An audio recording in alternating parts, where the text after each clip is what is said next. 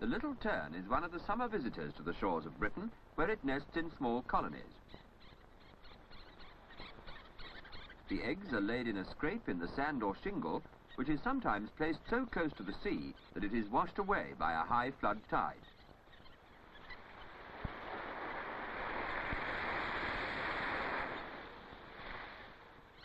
Incubation lasts about 3 weeks. At first, the female bird undertakes this task, but later it is shared by her mate. The young birds are fed by their parents until they can fly, and later migrate with their parents to winter off the coasts of West Africa.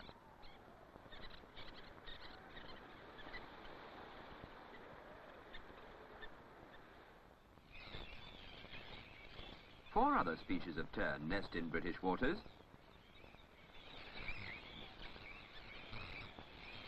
The sandwich tern is one of these, and here the warden of a large sandwich ternary is ringing one of the chicks. Over 40,000 sandwich terns have been ringed in this way in the British Isles, as well as more than 3 million birds of over 300 other species. Rings of different sizes are used, the largest for geese and gannets, the smallest for wrens and robins. Recovery of about 800 of the sandwich tern rings shows that this migrant seabird winters chiefly off the coasts of West and Southwest Africa.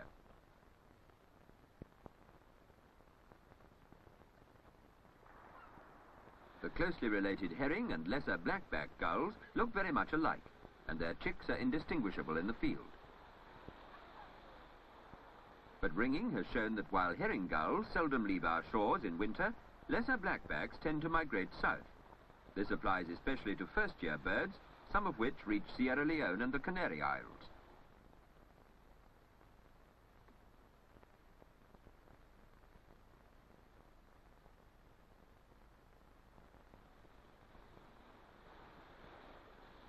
Guillemots begin to leave the breeding ledges by the middle of July, and by the end of the month, the stacks and cliffs are almost deserted.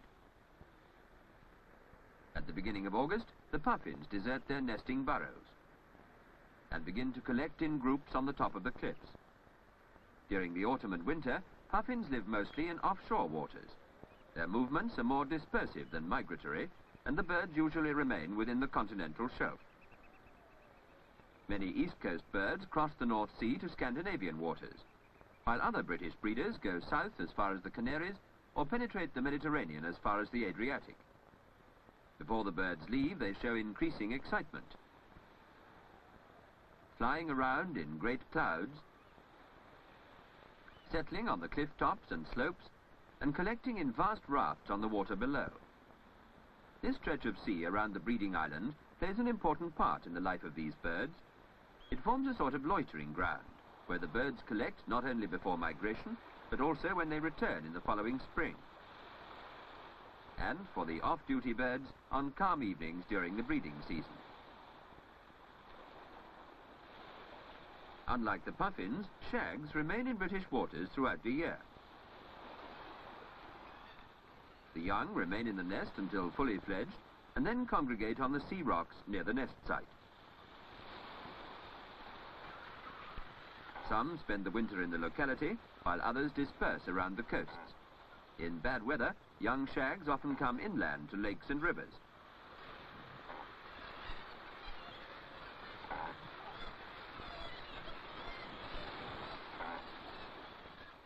Shags often nest in company with other seabirds, particularly kittiwakes. The young of both species wait patiently until they are ready to leave the nest. In the case of shags nesting high on the cliff, this period is about 8 weeks, as the birds have to fly down to the sea. The young kittiwake, with its conspicuous neckband, has to stand facing the cliff face for the first few weeks of its life.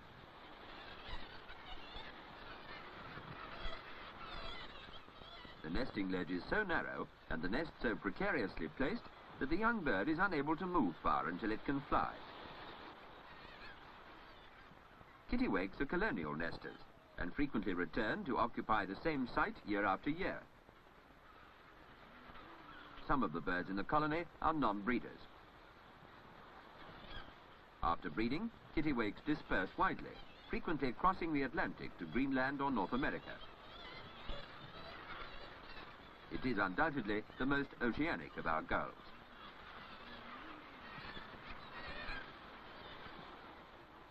Young kittiwakes make their first flight after 5 or 6 weeks, but may not desert the breeding ledge for several days after this, when they join the roosts of non-breeders.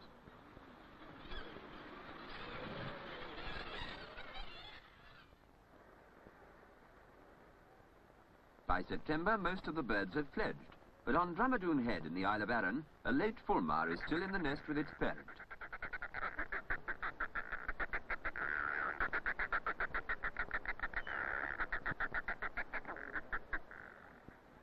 Out at sea, too, there is still activity in the gannetry on Ailsa Craig. The birds nest at the top of the 600-feet cliffs and can only be reached after a hard climb. There were about 8,000 pairs here in 1957, and the number has probably increased. The gannet is our largest seabird, with a wingspan of 6 feet. It is a strong flyer and often feeds in waters a considerable distance from its colony. Gannets move into European waters after the breeding season, and this movement shows a definite migratory tendency in the first-year birds, which pass down the coasts of northwest Africa and into the Mediterranean.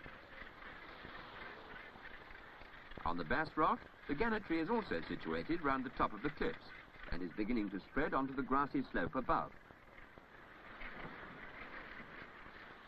Gannets usually lay only one egg, and the single chick is born naked. It soon develops a thick white downy coat, which is gradually lost as the black mottled feathers of the juvenile plumage are developed. The down on the head is the last to go, and at this stage the chick looks as if it is wearing a judge's wing.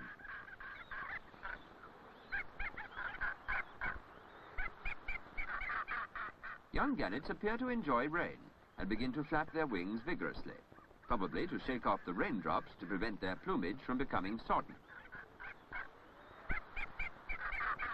After about 9 weeks, the adult birds stop feeding their young, which soon go down to the sea. Although they are able to plane or flap their way down to the water, they are quite unable to take off again, and the first part of their migratory journey is undertaken by sea.